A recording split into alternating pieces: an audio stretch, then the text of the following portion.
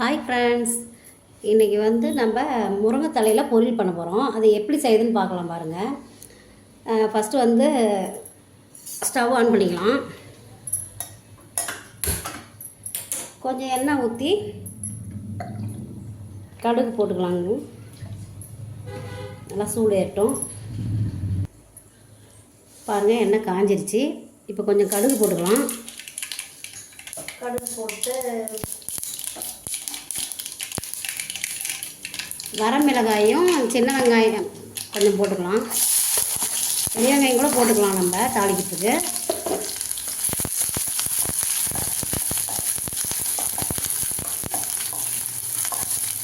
பாருங்கள், வணங்கிடுச்சு.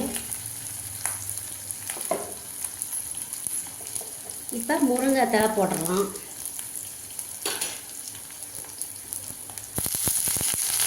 இது ஈஸியாக செய்யலாங்க. முருங்கை தழை நல்லது உடம்புக்கு. முருங்கை பொரியல் வந்து நிறைய நம்ம அடிக்கடி சேர்த்திக்கணும். நிறைய பேர் சேர்த்திக்கிறதே இல்லை, அது சாப்பிட்றதே இல்லை.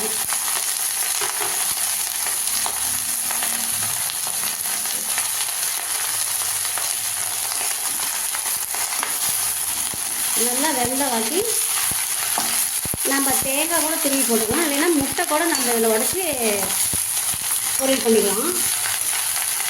நான் இன்றைக்கி இதில் முட்டை தான் வந்து ஊற்ற போகிறேன்.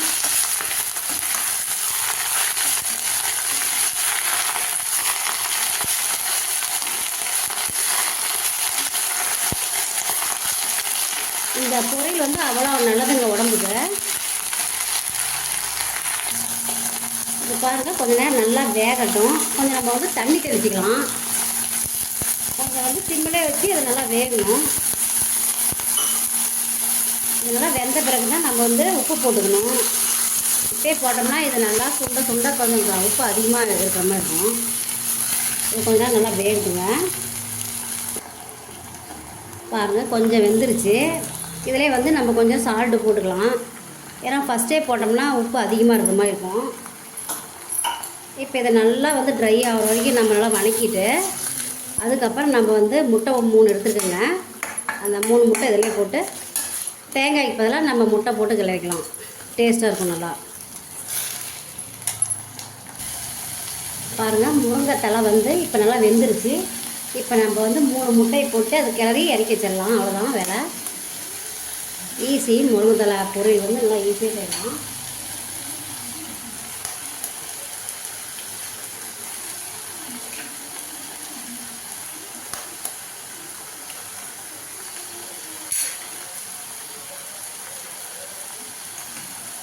தேங்காய் வந்து இப்போ முட்டை வந்து வேணாங்கிறவங்க தேங்காய் போட்டுக்கலாம்.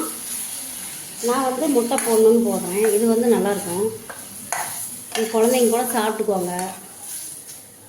கொஞ்சம் கசக்கிற மாதிரி இருக்கும் முருங்கை தழை. அதனால் நம்ம வந்து முட்டை போட்டுக்கணும். கொஞ்சம் முட்டை பொரியல் மாதிரி டேஸ்ட் வரும்.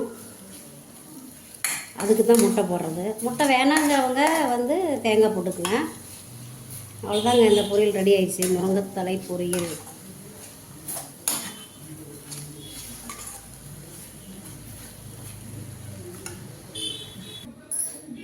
பாருங்கள், முருங்கை தழை பொரியல் ரெடி ஆயிடுச்சு. இதை மாதிரி நீங்களும் செஞ்சு பாருங்கள். பிடிச்சிருந்தால் லைக் பண்ணுங்கள், ஷேர் பண்ணுங்கள், சப்ஸ்கிரைப் பண்ணுங்கள். தேங்க்யூ.